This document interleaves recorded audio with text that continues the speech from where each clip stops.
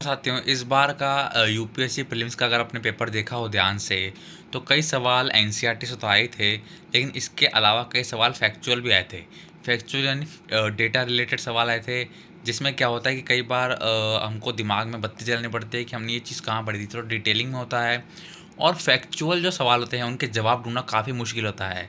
Conceptual हो या फिर डायरेक्ट सीधा अप्रोच वाले हों, तो डायरेक्ट हम जवाब दे सकते हैं। लेकिन जब फैक्चुअल आता है तो चाहे कितना ही छोटा सवाल हो, उसमें दिमाग की बत्ती जलती है और टाइम वेस्ट होता है।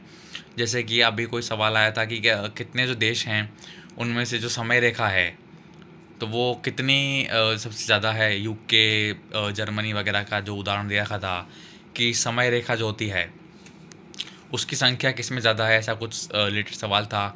अब अगर किसी को याद है कि वो समय रेखा किस में ज़्यादा है, किस में कम है, तो वो ही जवाब दे सकता है जिसमें फैक्चुअल नॉलेज जिसकी अच्छी है। इसके अलावा भूमध्य रेखा से कौन-सा एक जगह का नाम, झील का नाम दे रखा था, तो वो भी थोड़ा फैक्चुअल होगा कि नाम याद होनी चाहिए।